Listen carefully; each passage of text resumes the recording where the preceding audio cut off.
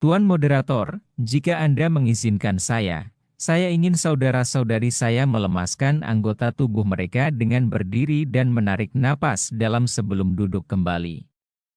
Silakan semuanya, tolong tarik napas dalam 1 atau 2 kali, longgarkan tubuh Anda, dan kemudian Anda bisa rileks. Hadirin sekalian, 2 pembicara sebelumnya telah membahas tema tentang Timur dan Barat bertemu. Ini adalah semacam simposium yang telah kita adakan. Dalam simposium tersebut, subjek hukum tampaknya sangat teknis dan kering. Dan untuk membangun jembatan antara Timur dan Barat, kemungkinan besar dalam pemikiran para penyelenggara, mereka menganggap saya sebagai orang dari Timur. Mereka benar dalam hal itu, karena saya memang berasal dari Timur. Saya adalah seseorang yang lahir di India sekitar 60 tahun yang lalu, jadi saya memang orang Timur. Namun, tema yang dipilih untuk saya adalah agama, khususnya Islam.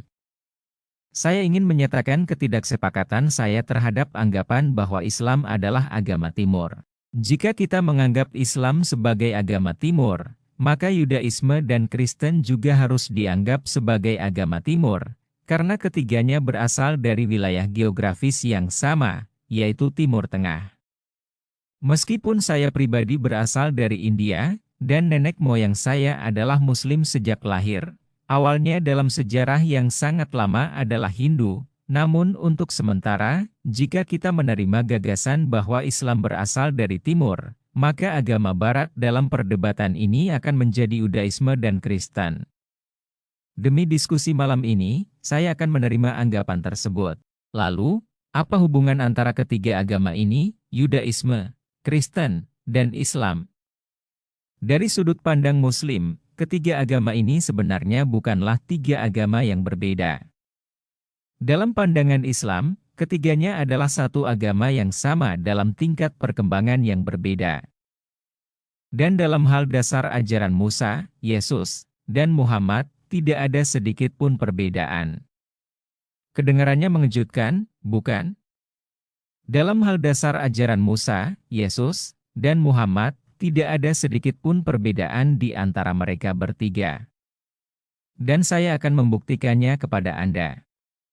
Perintah pertama yang diberikan oleh Tuhan Yang Maha Kuasa kepada Nabi Musa yang suci dalam bahasa Ibrani berbunyi seperti ini, Shema Yisrael Adonai Eloheinu Adonai Echad, yang berarti, dengarlah, hai Israel, Tuhan kita, Tuhan itu Esa. Sekitar 1300 tahun setelah Musa, seorang pria Yahudi terpelajar yang digambarkan sebagai seorang ahli Taurat mengajukan pertanyaan kepada Yesus dalam Injil Markus pasal 12 ayat 29. Dia berkata, Guru, dalam bahasa Ibrani, Rabbi, perintah manakah yang paling utama dari semuanya? Dan Yesus menjawab serta berkata kepadanya dalam bahasa Ibrani, Shema Yisrael Adonai Eloheinu Adonai Echad, yang berarti, dengarlah, hai Israel, Tuhan kita, Tuhan itu Esa. Yesus mengulang kata demi kata apa yang telah disampaikan oleh Musa sekitar 1300 tahun sebelumnya, tanpa ada sedikit pun perbedaan dalam ajaran dasarnya. Lalu, mari kita beralih kepada Muhammad, sekitar 600 tahun setelah Yesus. Saat itu, ada rombongan perwakilan Kristen yang mendatangi Muhammad di Madinah dan berdialog dengannya selama 3 hari dan 3 malam. Dalam perbincangan tersebut, juru bicara umat Kristen mengajukan pertanyaan, Wahai Muhammad, ceritakan kepada kami, apa konsepmu tentang Tuhan? Dan Muhammad, sebagaimana yang diyakini oleh umat Islam, menerima wahyu dari Tuhan dan berkata dalam bahasa Arab, Qul huwallahu ahad, yang berarti, katakanlah, Dia adalah Allah, yang Maha Esa. Jadi, Muhammad berkata, Yesus berkata, dan Musa berkata hal yang sama. Sekarang saya bertanya, di mana perbedaannya? Sebenarnya, maknanya tetap sama 100%, hanya ada perbedaan kecil dalam bahasa dan tulisan. Jika saya menulisnya di papan tulis, dalam bahasa Arab, perbedaannya hanyalah 1 titik dalam kaligrafi, tetapi maknanya tetap sama. Maka, kami umat Islam percaya bahwa dalam dasar ajaran para nabi, tidak ada perbedaan. Lalu, dari mana asal perbedaan-perbedaan yang ada? Kami mengatakan bahwa perbedaan itu muncul karena kebutuhan dan kondisi zaman. Islam, dalam pandangan kami, adalah penyempurnaan dari ajaran Musa dan Yesus yang mencapai kesempurnaannya dalam ajaran Muhammad. Nabi Musa diutus untuk memenuhi kebutuhan umatnya. Mereka baru saja diselamatkan dari perbudakan di Mesir. Mereka sedang melakukan perjalanan di semenanjung Sinai untuk membangun sebuah bangsa. Dalam keadaan seperti itu, mereka membutuhkan hukum yang memberikan keadilan cepat mata ganti mata, gigi ganti gigi. Tidak ada waktu untuk proses hukum yang panjang, tidak ada waktu untuk memenjarakan pelaku kejahatan. Jika ada orang antisosial, misalnya seorang pezina, hukumannya adalah dirajam hingga mati. Mengapa? Karena lebih berbelas kasih untuk membunuhnya dengan rajam daripada membiarkannya tersesat di padang pasir dan mati kelaparan serta kehausan.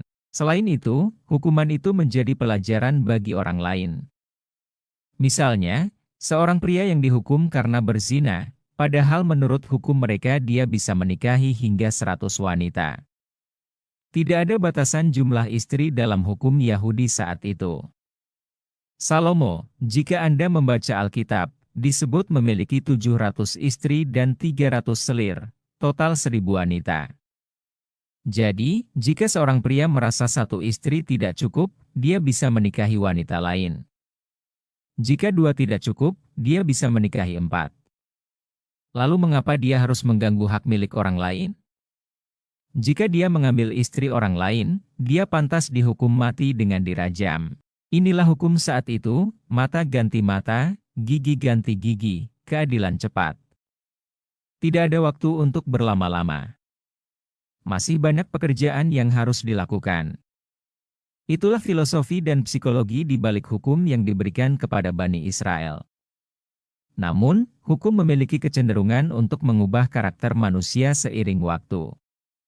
Hukum apapun, jika diterapkan cukup lama, akan membentuk karakter masyarakat. Contohnya Jerman pada masa Hitler. Jerman adalah salah satu bangsa paling berbudaya di Eropa. Namun, mereka membantai 6 juta orang Yahudi. Jika bukan 6 juta, mungkin 600 ribu. Jika bukan 600 ribu, mungkin 6 ribu. Jika bukan 6 ribu, mungkin 600. Bahkan jika hanya 600, itu sudah cukup tragis. Hanya karena mereka adalah Yahudi, bangsa Jerman menghancurkan mereka. Bagaimana mungkin bangsa berbudaya seperti itu melakukan hal kejam seperti ini? Jawabannya adalah, cuci otak. Hitler mencuci otak bangsa Jerman dengan propaganda, orang-orang Yahudi adalah parasit. Orang-orang Yahudi seperti ini. Orang-orang Yahudi seperti itu. Jika Anda terus-menerus menghasut sebuah bangsa dengan emosi seperti ini, bahkan orang-orang baik pun akan menutup mata terhadap kekejaman. Mereka berpikir, mereka memang pantas mendapatkannya. Akhirnya, mereka membiarkan 6 juta Yahudi dibantai.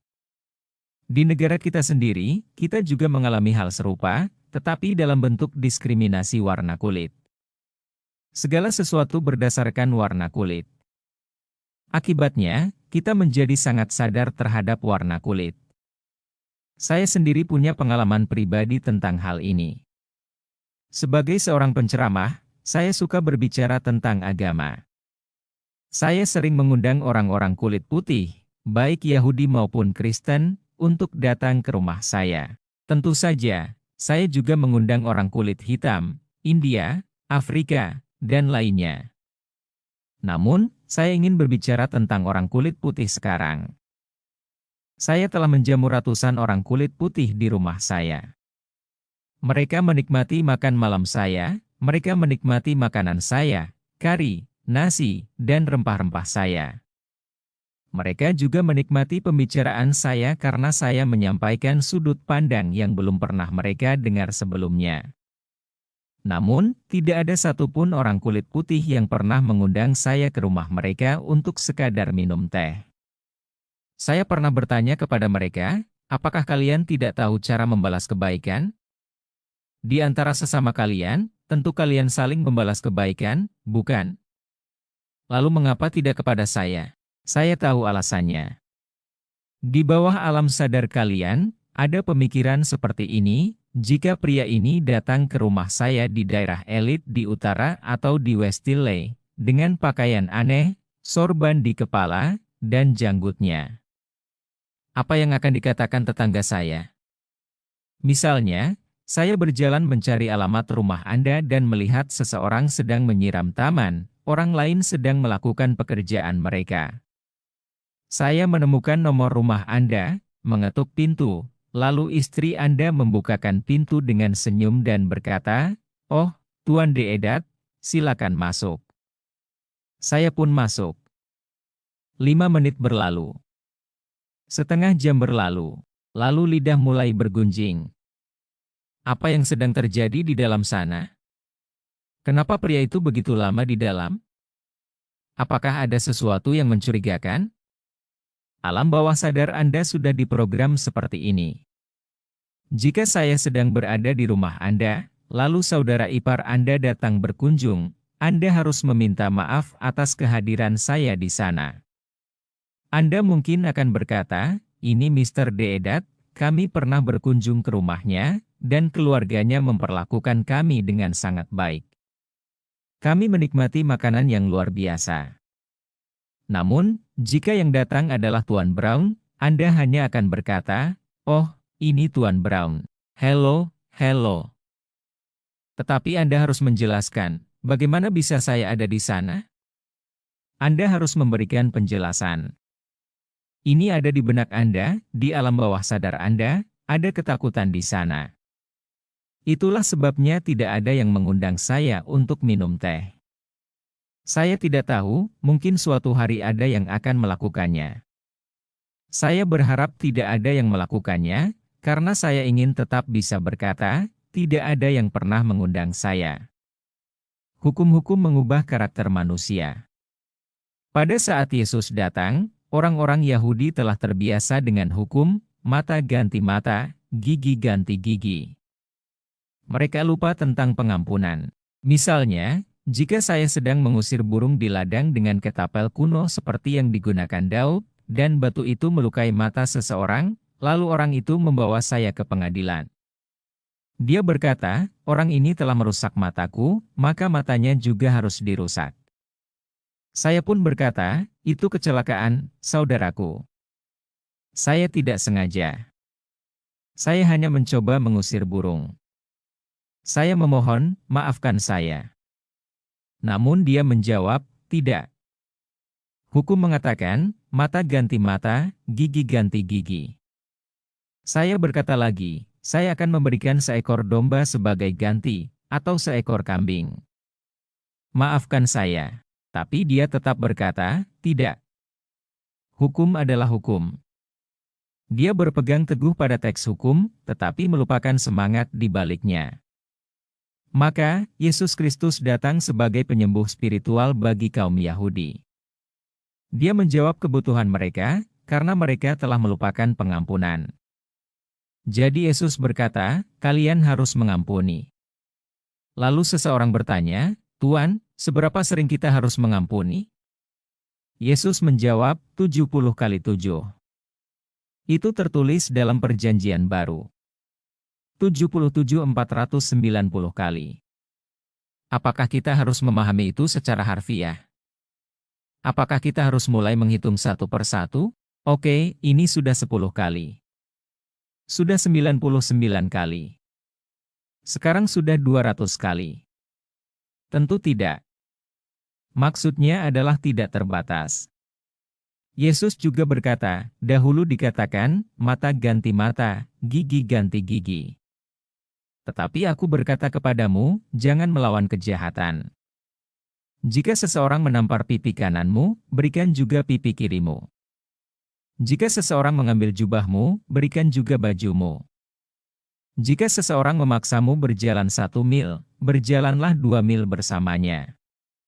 Segeralah berdamai dengan lawanmu sebelum dia menyeretmu ke pengadilan dan membuatmu kehilangan segalanya. Sungguh pengobatan yang indah untuk penyakit yang ada pada zaman itu.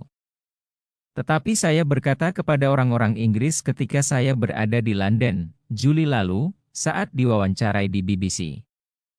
Mereka menuduh Muslim selalu berbicara tentang jihad, tentang perang suci. Saya berkata kepada mereka di BBC One, jihad yang kita bicarakan adalah perang dalam rangka mempertahankan diri. Kita harus melindungi diri kita sendiri, harta kita, iman kita, dan semua yang berharga bagi kita, dengan nyawa kita jika perlu. Saya berkata, kalian, bangsa Inggris, juga telah melakukan hal yang sama. Ketika Hitler ingin menginvasi Inggris, saya masih muda saat itu, tetapi saya mendengar pidato Churchill di radio. Dia berkata, kita akan bertempur di pantai, kita akan bertempur di udara, dan kita akan bertempur di laut, bahkan dengan sapu lidi. Ya, dengan sapu lidi. Kalian mempersiapkan diri untuk bertempur, dan kalian benar-benar bertempur. Kalian melindungi diri sendiri.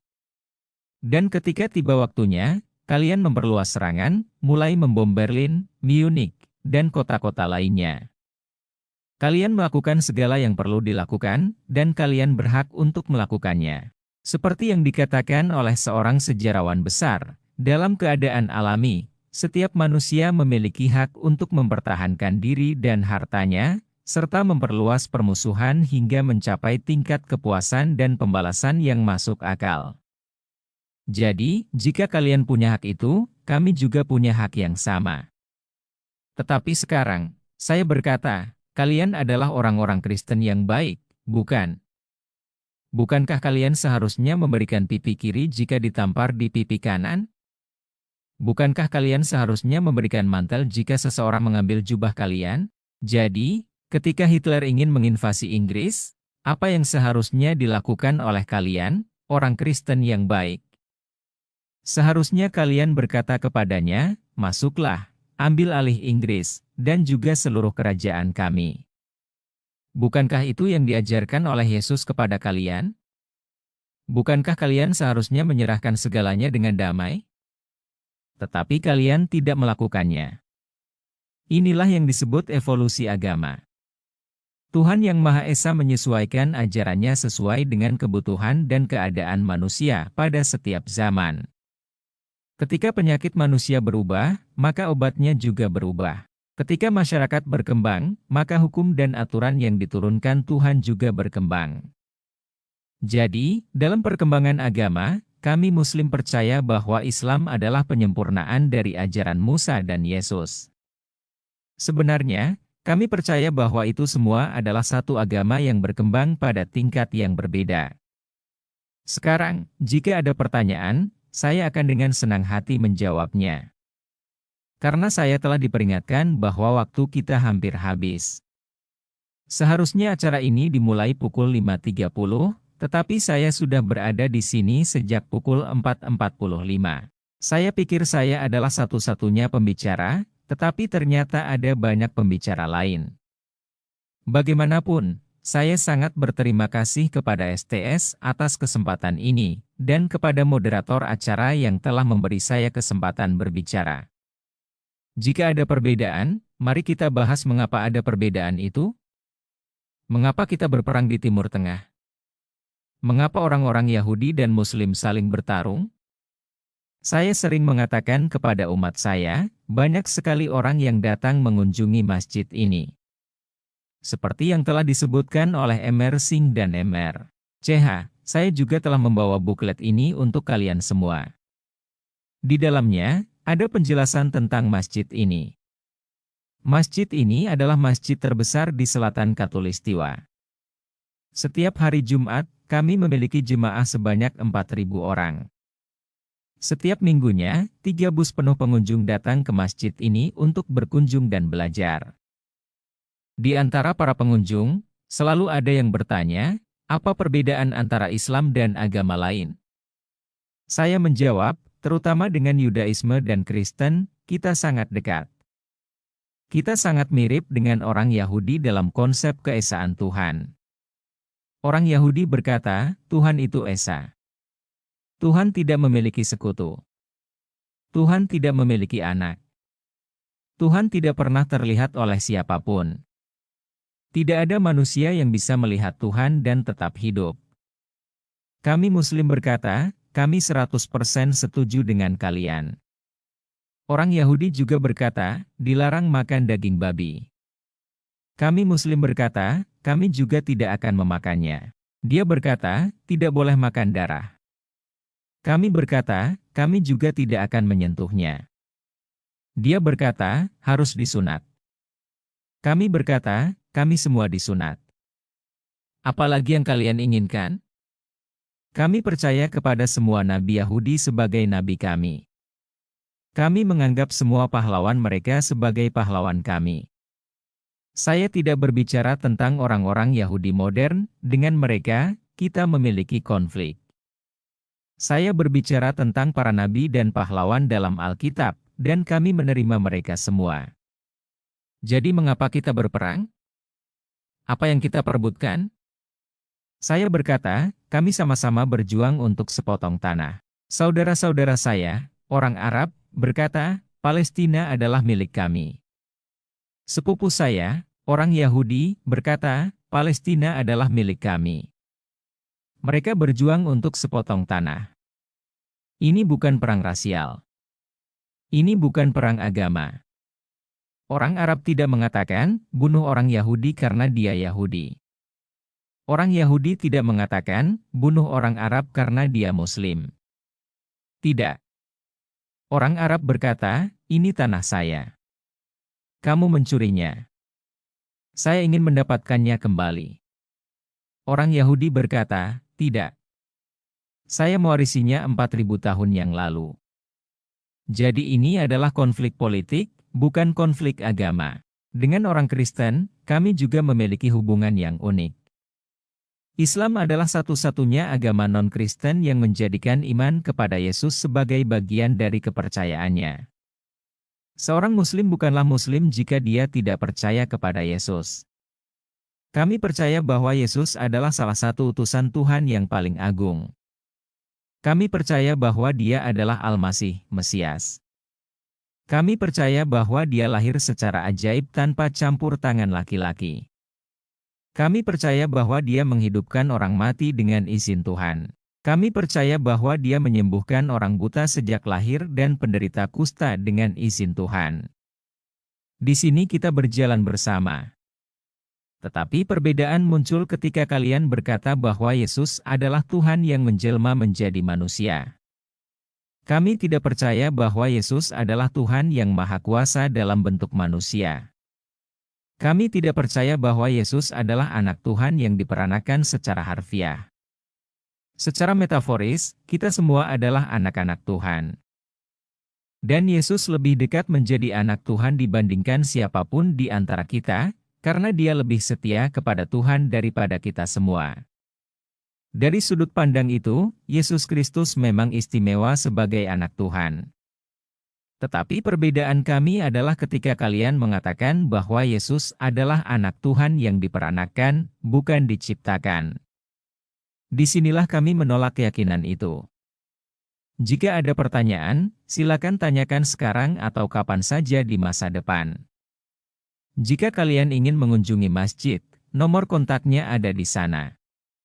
Buat janji, datanglah, dan akan menjadi kehormatan saya untuk menyambut kalian. Jika kalian datang bersama istri kalian, saya akan mengajak kalian berkeliling, menunjukkan bagaimana kami beribadah, dan bahkan mengajak kalian makan siang bersama.